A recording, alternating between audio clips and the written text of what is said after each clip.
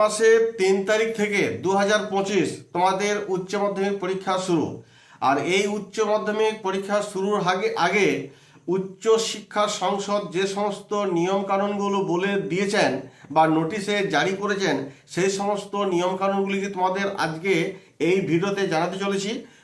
ফলে এই ভিডিওটি কিন্তু অতি গুরুত্বপূর্ণ হতে চলেছে।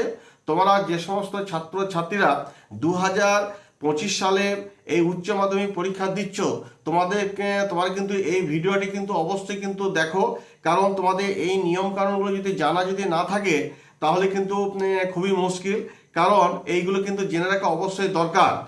তো দেখো, এই যে সমস্ত নিয়ম কানুনগুলো বলা হয়েছে সেগুলো কিন্তু তোমাদের আমি প্রত্যেকটা পরের পর তুলে ধরবো। তার আগে বলে রাখি, যদি আমার ভিডিওটি ভালো লেগে থাকে তাহলে অবশ্যই কিন্তু একটা সাবস্ক্রাইব এবং লাইক করে দিও, আর পাশে থাকা বেল আইকনটিকে প্রেস করতে একেবারেই ভুলো না। প্রথমত 1 নম্বর যে কথাটি বলবো, যে তোমাদের পরীক্ষা শুরু হচ্ছে সকাল 10টা থেকে এবং এই পরীক্ষা চলবে 1টা 15 পর্যন্ত। তো তোমাদের প্রত্যেকটা স্টুডেন্টকে বলবো, তোমরা কিন্তু প্রথম দিন সকাল 9টার মধ্যে কিন্তু স্কুলে পৌঁছে যাবে। তার কারণ একটাই, তোমাদের গিয়ে কিন্তু সিট খুঁজতে হবে, যে তোমার সিট নাম্বার কোন রুমে পড়েছে সেগুলো কিন্তু তোমাকে খুঁজে বের করে নিতে হবে, যার ফলে আগে থেকে যাওয়া ভালো। তারপরে পরবর্তী যে তোমাদের পরীক্ষাগুলো থাকবে সেগুলো মোটামুটি 9:30টার মধ্যে প্রবেশ তোমাদের করতে হবে, কারণ তোমাদের 9:55 মধ্যে কিন্তু তোমাদের সামনে কিন্তু প্রশ্ন খোলা হবে এবং 10টার সময় তোমাদের প্রশ্ন দেওয়া হবে, এবং 10টা থেকে তোমাদের পরীক্ষা যেই শুরু হয়ে গেল চলবে 1টা 15 পর্যন্ত। 2 নম্বর যে কথাটি বলবো, যে পরীক্ষা চলাকালীন 1 ঘন্টা আগে কিন্তু ক্লাসের বাইরে বার হওয়া চলবে না। আর এইদিকে তোমার পরীক্ষা যখন শেষ, লাস্ট আধ ঘন্টার আগে তোমাদের কিন্তু বাইরে যাওয়া চলবে না।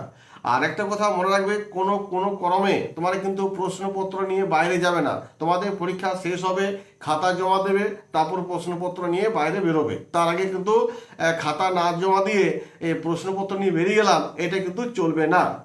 3 নম্বর যে কথাটি বলবো সেটা হচ্ছে, যখন তোমরা স্কুলে প্রবেশ করবে, এটা হচ্ছে একদম মাস্ট ইম্পর্টেন্ট, তোমরা রেজিস্ট্রেশন সার্টিফিকেট এবং অ্যাডমিট কার্ড কিন্তু সঙ্গে নিয়ে যাবে, এবং অরিজিনাল কোনোরকমভাবে কোনো জেরক্স নিয়ে যাবে না। রেজিস্ট্রেশন সার্টিফিকেট এবং অ্যাডমিট কার্ড একদম অরিজিনাল নিয়ে যাবে, কারণ এই দুটি যদি তোমাদের সঙ্গে যদি না থাকে তাহলে কিন্তু পরীক্ষায় তোমরা বসতে পারবে না। আর সঙ্গে তোমরা কি নিয়ে যাবে? পেন নিয়ে যাবে, 2-4টে পেন নিয়ে যাবে। সে ব্ল্যাক পেনও হতে নিয়ে যেতে পারো, ব্লু পেনও নিয়ে যেতে পারো, আদার্স অন্য কোনো কালারের পেন নিয়ে যাবে না। সঙ্গে পেন্সিল, রবার, স্কেল এগুলো অবশ্যই নিয়ে যাবে। আর 4 নাম্বার সেটা হচ্ছে বোর্ডের ব্যাপারে যেটা বলবো, কোনো রকম হার্ডি বোর্ড বা রঙিন বোর্ড নিয়ে যাবে না। ভিজুয়াল বোর্ডে নিয়েই তোমাদের প্রবেশ করতে হবে, এবং বোর্ড যখন নিয়ে যাবে সঙ্গে যে কোনো রকম যে কাগজ নিয়ে গেলে, হ্যাঁ, বা বোর্ডে এমন কোনো বোর্ড নিয়ে গেলে যে বোর্ডের মধ্যে অনেক লেখালেখি আছে, কাটাকুটি আছে, সেরকম বোর্ড কিন্তু চলবে না, তোমাদের ভিজুয়াল বোর্ড নিয়ে যেতে হবে। এবার তোমরা যে পরের যে ব্যাপারটি বলবো সেটা হচ্ছে ব্যাগ নিয়ে কিন্তু তোমাদের রুমের মধ্যে প্রবেশ করতে দেওয়া হবে না। যদি রুমের মধ্যে যদি প্রবেশ করতে দেওয়া হয় তাহলে তোমাদের একটা নির্দিষ্ট জায়গায় কিন্তু সেই ব্যাগ তোমাদেরকে রাখতে হবে। সেই জন্য আমি বলবো যে জ্যামিট্রি বক্স নিয়ে যাও। জ্যামিট্রি বক্সের মধ্যে ওই কলম, পেন্সিল, রবার, স্কেল এগুলো থাকবে। এইটাই নিয়ে যাওয়া সবচেয়ে বেটার, কারণ ব্যাগ নিয়ে না নিয়ে যায় ভালো, কারণ ব্যাগ নিয়ে প্রবেশ করতে নাও দিতে পারে। এবার যে পরের কথাটি বলবো সেটা হচ্ছে, যে অনেক সময় কি হয়, অভিভাবক বা অভিভাবিকেরা ক্লাসরুমের মধ্যে ভেতরে প্রবেশ করে যায়, কিন্তু না, এবারে কিন্তু কোনো অভিভাবক বা অভিভাবিকাকে ক্লাসের মধ্যে প্রবেশ করতে দেওয়া চলবে না। তা শুধু অভিভাবক বা অভিভাবিকা ক্ষেত্রে তা নয়, এমনকি কোনো সিভিক পুলিশকেও কিন্তু এই রুমের মধ্যে প্রবেশ করা দেওয়া যাবে না। এবার পরের যে পয়েন্টটি বলবো সেটা হচ্ছে, প্রত্যেকটা হলেই কিন্তু সিসিটিভি থাকবে। যখন তোমার গেটে প্রবেশ করবে সেখানেও থাকবে, হ্যাঁ, বাথরুমেও কিন্তু সেখানেও সিসিটিভি থাকবে। স্কুলের মধ্যে যদি ওইগুলি থাকে সেখানেও কিন্তু তোমাদের সিসিটিভি থাকবে। অতএব কোনো রকম অন্যায় কাজে কিন্তু জড়িয়ে পড়ো না। যদি ধরা পড়ো তাহলে কিন্তু তোমার খাতা কিন্তু ক্যান্সেল হয়ে যাবে, এবং নিজের বিপদ তুমি কিন্তু নিজেই ডেকে আনবে। পরের যে পয়েন্টটি এখানে বলা হয়েছে সেটা হচ্ছে যে, কোনো রকমভাবে ইলেকট্রনিক গ্যাজেট নিয়ে যাবে না। যেমন ধরো মোবাইল ফোন, এটা কিন্তু বারবার তোমার মনে রাখো, এই ফোন টোন নিয়ে গিয়ে কিন্তু আগের বারে কিন্তু বহু ছেলে মেয়ের কিন্তু পরীক্ষা ক্যান্সেল হয়ে গেছে। এইবারও তোমার কিন্তু সেটা করতে যেও না।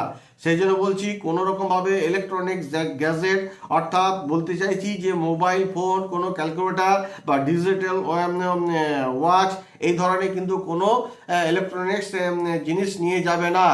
যদি ক্লাসের রুমের পরীক্ষা চলাকালীন যদি ক্লাসের রুমের মধ্যে যদি তুমি যদি ধরা পড়ে যাও, তাহলে তোমার পরীক্ষা সঙ্গে সঙ্গে বাতিল হয়ে যাবে, কিছু করার থাকবে না।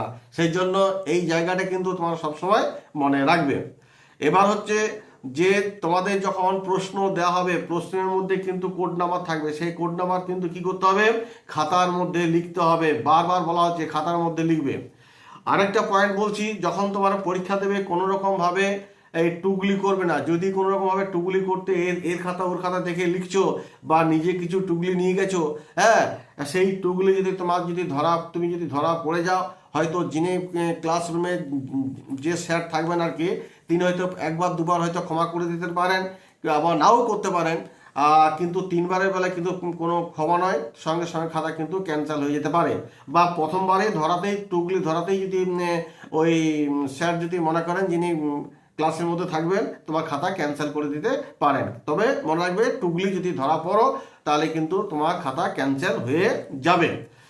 আরও যে নিয়ম কানুন বলা হয়েছে সেটা হচ্ছে যে যেমন ধরো তোমাদের যখন যে প্রশ্নপত্র যে দেওয়া হবে না, প্রশ্নপত্র তো এসএকিউ বা এমসিকিউ তো থাকবে, এবং এসএকিউ বা এমসিকিউর জন্য খাতাতে কিন্তু নির্দিষ্টভাবে কিন্তু সেই দাগ নাম্বারগুলো দেওয়া থাকবে। এসএকিউর যতগুলো দাগ নাম্বার থাকবে, সেই খাতাতেও কিন্তু দাগ নাম্বার ওয়াইজ সে কিন্তু ঘর দেওয়া থাকবে, সেই দাগে দাগে কিন্তু উত্তর তোমাকে লিখতে হবে। এমসিকিউ ক্ষেত্রেও তাই তোমার নাম্বার সিরিয়াল করা থাকবে, যতগুলো এমসিকিউ থাকবে সেই খাতার মধ্যে দেওয়া থাকবে, সেই দাগ নাম্বার অনুযায়ী কিন্তু তোমাদের উত্তরগুলো লিখতে হবে। এটা কিন্তু সবসময় মনে রাখবে। যাই হোক, তোমাদের এইগুলো মোটামুটি জেনে গেলে, এইগুলো কিন্তু তোমার সতর্কীকরণ থাকবে। এবং বারবার লাস্ট একবার বলে দিই, কোনোরকমভাবে মোবাইল ফোন, স্মার্ট ওয়াচ বা ডিজিটাল ওয়াচ এইগুলো কিন্তু নিয়ে যাবে না, বা কোনো ক্যালকুলেটর নিয়ে যাবে না। যদি পরীক্ষা হলে ধরা পড়ো তাহলে কিন্তু তোমার খাতা ক্যান্সেল হয়ে যাবে। সেই জন্য তুমি যতটুকু যা পড়েছো তার মধ্য থেকে তুমি পড়াশোনা উত্তর লিখে আসবে। হ্যাঁ, কোনো রকমভাবে টুকলি করবে না। টুকলি যদি তোমার ধরা পড়ে যাও তাহলে তোমার খাতা ক্যান্সেল হয়ে যাবে। হ্যাঁ, পরীক্ষায় তুমি কিন্তু আর বসতে পারবে না। যাই হোক, এই বলে আমি ভিডিওটি শেষ করব। যদি আমার ভিডিওটি যদি ভালো লেগে থাকে তাহলে কিন্তু অবশ্যই একটা লাইক করে দিও। তোমাদের সকলের পরীক্ষা ভালো হোক, ঈশ্বরের কাছে এই কামনা করে আজকের মতো ভিডিওটি আমি এখানে শেষ করছি।